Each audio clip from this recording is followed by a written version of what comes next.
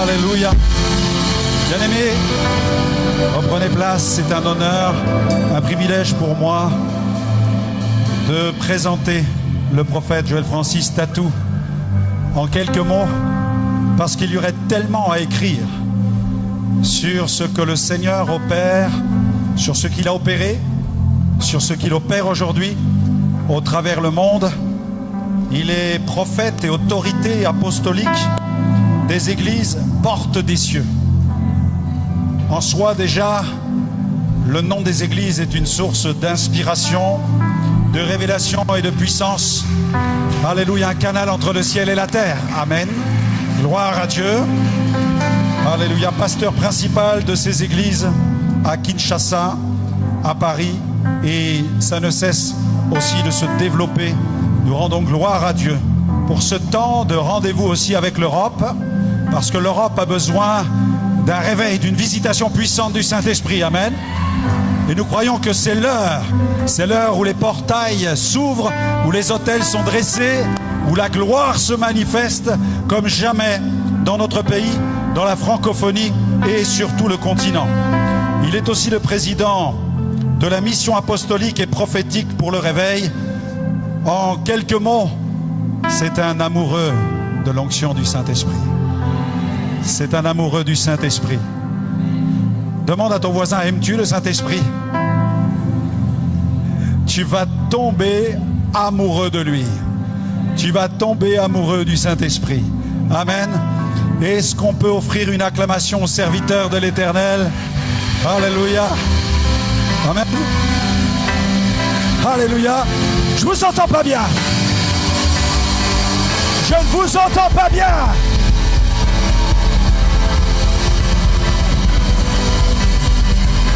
Accueillez comme il se doit les serviteurs, les messagers de l'Éternel. Plus.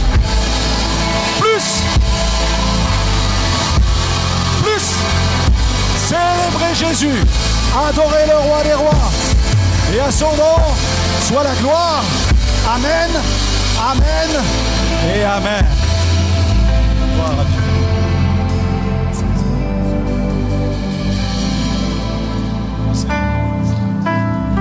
Bonsoir à vous tous. Bonsoir à vous toutes. Alors que nous sommes debout, peut-on acclamer pour Jésus-Christ très fort? Nous avons acclamé pour le prophète. Est-ce qu'on peut faire maintenant pour Jésus, si on peut être debout pour ceux qui le peuvent, et donner à Jésus une offrande d'acclamation digne de son nom, de son rang, de qui il est, de ce qu'il représente pour nous, de tout ce qu'il a accompli à la croix. Que Dieu soit glorifié. Pourquoi pas des cris de joie? Y a-t-il des femmes ici? Y a-t-il des hommes ici? Des cris de joie, des cris de joie, des cris de joie. Des cris de joie, des cris de joie.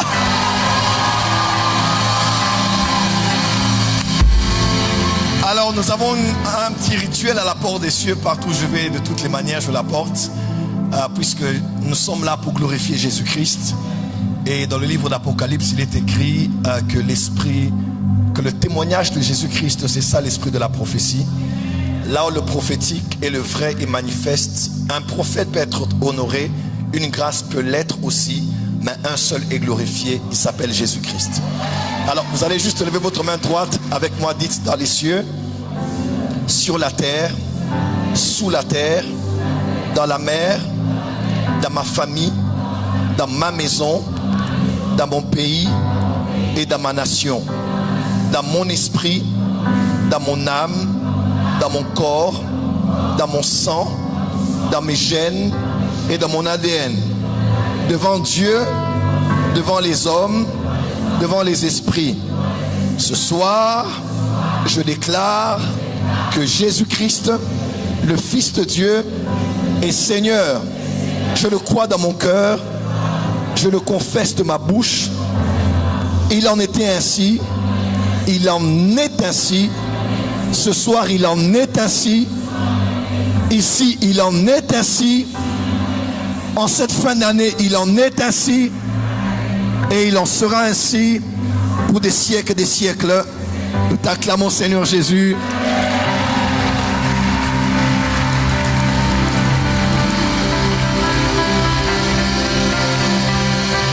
avant de vous asseoir, s'il vous plaît, j'aimerais rendre grâce au Seigneur pour le privilège et la grande grâce qui m'a été accordée d'être ici à Troyes pour la première fois. Et je suis, quelle joie, quelle atmosphère, quelle ambiance. Et je tiens à rendre grâce à Dieu de l'avoir rendu possible. Je remercierai jamais assez Dieu pour la connexion qu'il m'a accordée avec votre pasteur. Comment l'appeler? Apôtre, évangéliste, prophète, docteur. Je dirais un vase d'honneur entre les mains de son maître, que Dieu utilise différemment dans des lieux et dans des dispensations. Quelle grâce! Quelle grâce! Est-ce qu'on peut apprécier Dieu pour la vie du pasteur Franck Alexandre et de sa chère épouse aussi? On va acclamer, elle n'est pas là? On va acclamer très très fort. Elle est au fourreau moulin en train de travailler. Merci beaucoup, pasteur. Déjà, je remercie aussi le couple Tuno, David et Emmanuel Tuno, de m'avoir mis en contact avec le pasteur. Et quelle grâce! Quelle grâce! Je crois, avant-hier, je suivais une de ses vidéos sur les généraux de Dieu. Et je me suis rappelé que j'avais suivi ça une fois, mais ça fait plusieurs années passées. Waouh! Et j'ai suivi, j'ai dit, mais je connais le pasteur Franck Alexandre. Là, je le suivais à la télé, j'ai dit, waouh! Quel homme de réveil, quelle passion, quel fardeau. Pasteur, vraiment, on m'a un peu parlé de vous et j'aimerais croire que votre sueur, je dirais peut-être plus loin, votre sang qui a été versé sur cette terre par le prix de vos sacrifices, de tout ce que vous avez fait ici en France, dans l'évangélisation, dans les intercessions, étant honoré ou pas, accepté ou pas, célébré ou critiqué, vous avez toujours été constant dans ce en quoi vous croyez. Je crois que, selon que le Saint-Esprit me témoignait, vous aurez pu vous installer ailleurs. Vous aurez pu vous épanouir un peu mieux même dans le ministère, puisque je ne pense pas que les opportunités et les connexions pouvaient manquer. Mais vous avez la foi en Dieu et en l'Europe et en la France. Et nous croyons que cette nation est une nation prophétique. Nous croyons que dans les emblèmes qui symbolisent les nations, qu'on appelle généralement les totems, on symbolise la Russie par l'ours, l'Angleterre par l'aigle, n'est-ce pas? On représente la France par le coq. Nous croyons que le coq est prophétique dans les Écritures, puisque lorsque un Pierre s'est égaré, la seule manière de le ramener à la repentance, c'est le chant du coq. Et je crois que la France est une nation prophétique. On a toujours parlé du coq sportif et autres. Ici, je vous parle du coq prophétique. La France va chanter, va libérer un son qui emmènera les nations qui se sont égarées de Dieu à la vraie repentance. Appeler un pays rempli d'athées et de ceux qui ne croient plus en rien, il y a un reste que Dieu est en train de préparer. Et je vois surtout les jeunes en feu ce soir, que Dieu va embraser, Dieu va toucher, afin de mettre la France en dessus-dessous. Est-ce que les révolutionnaires sont là ce soir? Est-ce que les fous de Jésus sont là ce soir? Est-ce que le peuple apostolique et prophétique est là ce soir? Est-ce que les aigles et les lions sont là ce soir? Si tu es là, dis avec moi fire. Dis avec moi fire. Donne high five à 5 personnes. Dis aujourd'hui c'est mon jour du miracle. Donne high five à 5 personnes. Rajoute encore 5 autres personnes. Aujourd'hui est le jour de mon miracle. C'est le jour de mon miracle. Je ne sais pas pourquoi tu es ici, mais moi je suis ici pour rencontrer le Dieu du miraculeux. Il est le même hier, aujourd'hui et pour l'éternité. Il a fait hier, il le fera encore aujourd'hui. Est-ce que quelqu'un a soif ce soir? Qu'il te soit donné selon ta soif, qu'il te soit fait selon ta faim, au nom de Jésus. Merci aussi à tous les hommes de Dieu qui sont là et à toute la porte de ceux qui m'ont accompagné aussi. Merci et bon anniversaire pour vos 5 ans d'anniversaire. 5 prochaines années de gloire, 10 prochaines années de gloire, au nom de Jésus-Christ. Pour un kairos prophétique. Je ne vous apprends rien, vous avez un grand théologien avec vous, mais on fait souvent la comparaison entre kairos et chronos.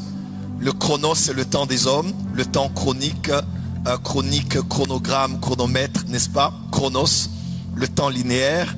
Et quand on parle de kairos, puisque c'est un concept grec, généralement dans le Nouveau Testament, quand on parle de kairos, on parle du temps marqué, ou bien du temps convenable, ou du temps opportun. Et les Grecs croyaient que kairos, quand on parle de kairos, l'image c'était un être angélique qui descendait et qui descendait d'un vol rapide, et seuls ceux qui étaient éveillés, qui étaient aux aguets pouvaient recevoir de lui les faveurs, alors avant qu'il ne remonte vers le ciel. Une manière de dire, le temps kairos, c'est un temps que seules les personnes sensibles savent saisir. Et j'aimerais te dire que nous sommes dans un kairos prophétique durant lequel Dieu nous a donné une saison favorable. Je peux dire quelque chose? En un mois, la femme a une période où elle est fertile et stérile. Vous le savez? La femme est potentiellement stérile. Et elle manifeste cette stérilité en une saison particulière. Vous avez la semence, vous allez vers elle, il n'y aura rien, puisque ce n'est pas la bonne saison. Mais lorsque la bonne saison est là, c'est la même semence, la même personne, mais les résultats sont différents. Je parle à un Pierre ce soir, les mêmes eaux dans lesquelles tu as jeté ton filet, la même barque, mais cette fois-ci, la parole est différente. Tu vas rentrer au même endroit, et puisque c'est le kairos de Dieu, je te vois avoir une pêche miraculeuse en cette saison. Si j'étais à ta place, j'allais dire fire. Alors que je préparais ce service depuis le matin, le Saint-Esprit m'a mis à cœur de prêcher sur un message que je n'ai pas prêché, ça fait vraiment des années, et il m'a mis à cœur d'en parler ici. Je ne sais pas, mais je sens qu'il y a des percées qui doivent se faire là où il y avait de grands obstacles sur le plan spirituel, tant pour le corps du Christ ici à Troyes, tant pour cette église locale que pour la vie de plusieurs personnes. Et ce soir, j'aimerais vous parler du ministère des anges.